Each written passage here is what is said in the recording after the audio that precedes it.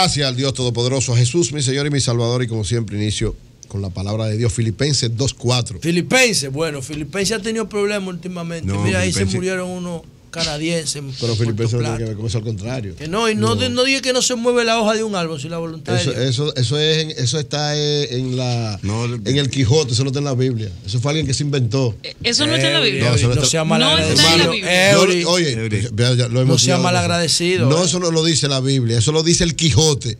Entonces, el Quijote dice en un momento, como dice Dios, entonces lo han puesto la Biblia. En el libro original no está. En el libro original no está. Pues mira, Eury, yo he crecido engañada. Para que tú veas. Ahora, ¿tú crees que se puede mover algo sin la voluntad de Dios? No, la voluntad de Dios es para todo. Ahora, Dios solamente da cosas positivas. Eso que pasó no fue por Dios. O sea, la avioneta no se cayó porque Dios no le hace daño a nadie. Los bombardeos que propicia Dios no le hace daño a nadie. Ni la hambruna de África, Dios no tiene que ver con eso. ¿Quién tiene que ver con esa avioneta? Porque mira, ellos estaban llevando ayuda a Haití. Hay peluches. Hoy ahorita en el reporte. No, pero eso era que lo traían de Haití. Porque lo que quedó. Peluchito, chocolate. Esa gente estaba haciendo una buena gestión ahí. ¿Quién es responsable de que se cayó? Yo no sé quién es responsable, porque yo estoy seguro que no es responsable de Dios. Porque Dios lo protege, lo cuida y lo quiere. Eury, digo que quizás, porque uno no tiene el informe detallado, pero quizás la imprudencia humana. Quizás. Si nosotros tuviéramos un país de verdad, la torre de control publica la conversación. Pero se va a saber en un momento. Debiéramos reclamarse. En el optimismo, en Cándido el optimismo, que es uno de los cuentos de Voltaire, muy interesante, se aborda ese tema. José, alguien que le roban y los ladrones escapan en un barco. Luego el barco se hunde y ellos recuperan parte. Dice, tú ves, eso fue Dios. Dice, y entonces Dios ahogó por devolvernos a nosotros. Dios no hace nada. Decenas de personas que iban en el barco. Dice la Biblia que todo lo bueno viene de lo alto. Lo bueno. ¿Y lo malo? Lo malo es este mundo que está perdido. Pero es que nosotros somos hechos a la imagen y semejanza de Dios. Sí, pero tenemos libre albedrío. Tenemos libre albedrío. Es decir, pero mira, la Biblia tiene demasiadas, diría yo, a la Biblia hay que darle un Nobel. Me abraza y en otro momento. A la Biblia hay que darle un Nobel. Lo único que hay que creer. Oye, el Nobel que más. Un libro conciliador. El libro más vendido. El libro hay que darle un Nobel. El libro más influenciado. No necesita Nobel porque lo tiene todo. La Biblia lo tiene todo. El más vendido. Pero hay que darle un Nobel de literatura. Porque es la palabra de Dios. Pero bueno, voy al comentario. Seguimos discutiendo. Miren, a mí me parece que la salida que se le ha dado a lo de Punta Catalina es una salida muy inteligente, muy conveniente, muy necesaria y que muestra precisamente cuál es la visión del gobierno y del presidente Medina sobre eso. ¿Por qué? Pero en principio como que se pretendió ocultar información. Mira lo que pasa. ¿Qué quiere el gobierno? El gobierno ha hecho esta planta por encima de miles de sectores que van a estar afectados por lo que implica esa planta. Y desde el principio, ¿usted se acuerda todo el boicot que ha habido? ¿Quién va a estar afectado? Excusa, pero déjame hablar. Porque los generadores aquí. Pero hermano, pero yo te dejé hablar. Pero déjame, cuando yo termine la idea, entonces tú me planteas. O sea, déjame terminar la idea como yo te dejé y entonces cuando yo termine la idea tú verás. Miren, recuerden, el presidente Danilo Medina es un hombre muy concertador y muy ecuánime. En el único momento donde Danilo dijo hubo un boicot fue cuando esta planta. ¿Ustedes se acuerdan? Sí. Danilo muy concertador y muy cuidadoso. ¿Por qué? Por los intereses que esto representa. Y sobre todo porque ahora, ante una situación normal y natural, ¿cuál es la situación normal y natural? Brasil está en un problema político grave. El banco que ya estaba aprobado, o sea, el financiamiento ya estaba aprobado.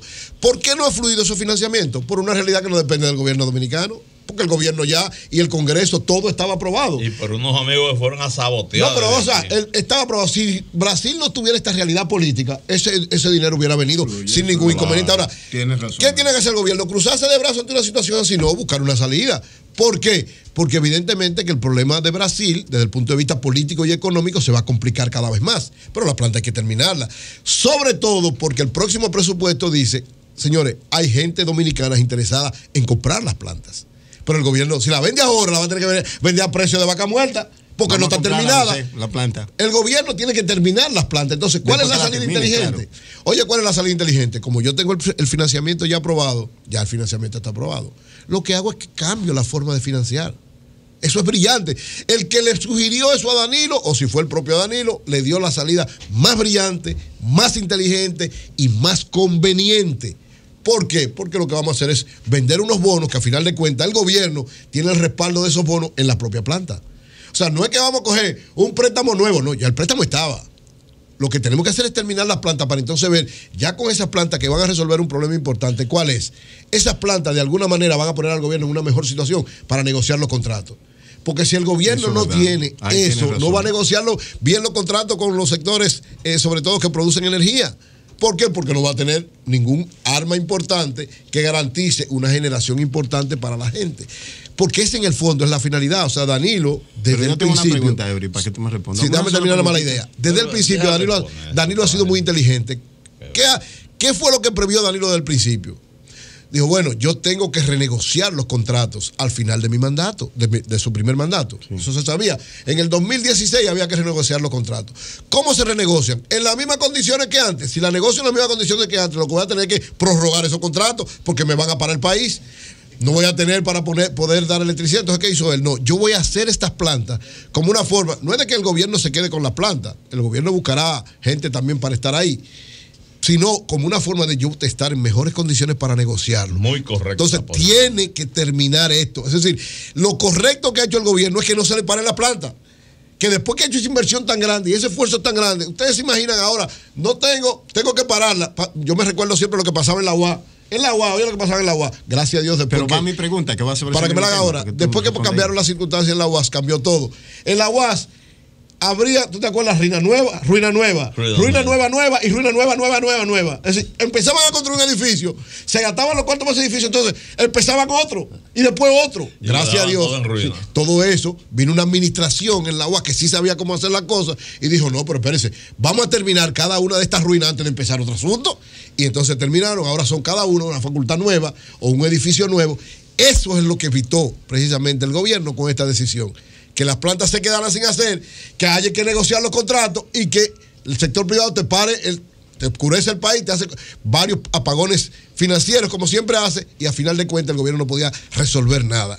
Por eso reitero, una salida inteligente, una salida conveniente, una salida beneficiosa y sobre todo que va a resolver un conflicto que no depende ni del país ni del gobierno, sino de Brasil.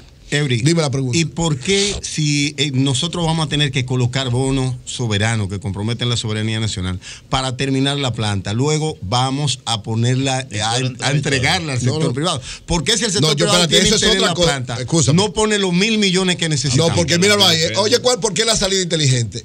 Eso es lo que quisieron algunos. Y es más, yo creo que detrás de lo de Brasil también hay otra situación. ¿Qué es lo que quisiera el sector privado ahora? Hay que le vendan la planta así como están. Se la venden así, se la van a vender a precio de vaca muerta. ¿Quién la quiere? Muchísima gente aquí. ¿Quiénes son ellos? Todo el sector privado la quiere. ¿Quiénes son ellos? El sector privado. ¿Cuál es el sector privado? Para buscar bonos, José. Todos los empresarios, que producen electricidad quisieran eso. Los que tienen contrato, los que lograron los contratos del Acuerdo de Madrid, que ahora se le vencen a todos, excepto uno solo que se queda así. Entonces todo el mundo. ¿Cuál es el que se queda? Creo que se queda nada más el de la Coyentri, el único que está el 21. ¿Y de quién es la Coyentri? No sé de quién es, pero el único que no sabe, coño. No, yo no sé, ni me interesa. Ahora, yo lo que sé es que todos los otros, que solo, porque yo no voy a plantear, eliminen el de la Coyentri, porque entonces nos vamos por una licitación internacional, al final de cuentas la vamos a perder. Lo importante es que la transformen y la están transformando en gas. Y los otros. ¿Quién está pagando la transformación? El gobierno, pero es preferible que está pagando por no tener nada. Eso es correcto. Fue un error hacer el Coyentri, pero un error peor sería ponernos a pelear ahora sabiendo que no tenemos razón, porque hay un contrato firmado. ¿Quién lo firmó? Lo correcto son los otros que terminaron. Empezar a cambiar. Político de tu partido. Y oigan, esa salida, reitero, es la salida más inteligente que puede haberse dado y creo que el gobierno camina por muy buen sendero. ¿Qué viene después? Bueno, lo de después viene cuando ya tengamos la planta funcionando, estableciendo una importante cantidad de megavatios para producir luz cuando vayamos a negociar con el sector privado. 760. Sí, no me pueden venir a decir, no, yo te voy a pagar el país, tú tienes que negociar conmigo. No, un momentito. Yo tengo una cantidad suficiente y lo otro lo compro en el mercado es por lo que ustedes se ponen de acuerdo. Y está el gobierno caminando por el sendero correcto. Como está caminando por el sendero correcto también con el acuerdo con los médicos. Miren, mañana se firma el acuerdo con los médicos. ¿Por qué se firma ese acuerdo con los médicos? Por la inteligencia en cómo el gobierno manejó la negociación con los médicos. Porque unos asuntos elementales, es decir, los médicos son una presión, porque cuando usted tiene los hospitales parados, de verdad que es un problema, o los maestros parados es un problema. ¿Por qué? Porque usted está a un servicio importante para la población. Si usted no se lo da, aunque los médicos no tengan razón, la culpa es del gobierno. Entonces, ¿qué hizo el gobierno? El gobierno hizo un estudio recuerdo que, bueno, a todos nosotros nos convocaron, una parte de nosotros nos convocaron y nos entregaron ese estudio. ¿Qué dijo el gobierno? Nosotros no podemos mantener la realidad de los médicos igual. ¿Por qué? Por un problema sencillo, y eso lo explican incluso los 2 premios Nobel de Economía, Oliver Hart y Ben Horstrom, que hablan de la teoría de los contratos, pero hablan también de los servicios públicos. Uno de los elementos que ellos trabajan y que desarrollan con inteligencia es que los servicios públicos, los servicios que dan los gobiernos, tienen que manejarse con un criterio diferente a otros servicios cualquiera. Es decir, dicen ellos, no es lo mismo recoger basura, contratar un camión para recoger basura, que tú contratas un médico o un maestro. Son 2 cosas diferentes. Y tiene que verse con el criterio de que del servicio que da y de la eficiencia y la eficacia de ese servicio. Si usted no puede tener un médico, como pasaba, no con todos, pero con una parte importante, que tenía un salario fijo en el gobierno para estar 8 horas, pero él iba y firmaba, se iba para su clínica privada a dar servicio y después venía otra vez a firmar. No, el informe de la USAID dice que de manera consolidada los médicos que ellos observaron trabajaban 1 hora 48 minutos. De 8 que tenían que trabajar. De 6. Digo, de 6. Entonces, ¿qué hizo el gobierno? Muy inteligentemente, y por eso yo digo que esta orientación de Oliver Hart y Ben Horstrom, los premios Nobel de Economía, de alguna manera confirma eso que hizo el gobierno. Dijo, no, yo no tengo ningún problema en que el que da servicio y el que funciona le aumentemos el salario. Ahora, el que funciona y da servicio.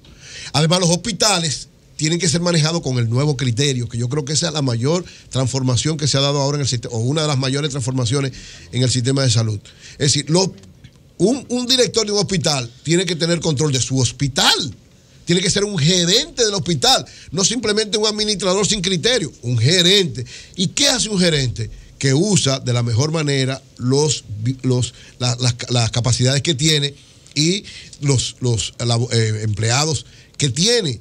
Es decir, un empleado que no te está funcionando, no te está dando servicio, tú como gerente de ese hospital tienes que tener la capacidad de decisión para tú cambiar las condiciones de ese médico o de ese enfermero o de ese técnico auxiliar. ¿Por qué? Porque eso es lo que le va a dar garantía que esa unidad que se llama hospital funcione de manera correcta. Entonces, en este acuerdo que se va a firmar mañana, los médicos van a tener un 25% de aumento salarial más un 5% en el 2017. Es decir, lograron prácticamente la tercera parte de casi un 33% de aumento en sentido general. ¿Pero para quiénes? No para todos los médicos en sentido general, sino para los que pasen por la evaluación de lo que significa su rendimiento y para todos los que estén de acuerdo con trabajar en este nuevo sistema de trabajo.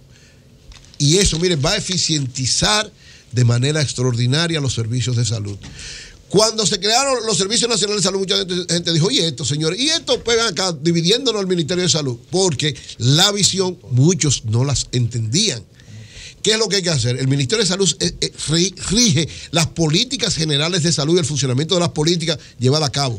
Pero los servicios, tiene que haber un mecanismo especial que sea el que haga eso. El que garantice que el médico tenga que cumplir, que la enfermera tenga que cumplir, que el auxiliar tenga que cumplir, que los hospitales cumplan con su función, que darle servicio a la población. Entonces, este acuerdo no es simple y sencillamente un acuerdo de aumento salarial para los médicos, sino una visión clara del gobierno, y yo lo digo muy parecido a lo que hicieron en Punta Catalina, con visión. ¿Para qué? Para que los servicios de la población, para que las necesidades de la población sean bien garantizadas y a quienes se les paga para eso cumplan con ser eficientes, cumplidores, eficaces y pongan siempre el interés general de la nación por encima de sus intereses particulares, sean salariales o de cualquier naturaleza. Son las 8:59. ¿Qué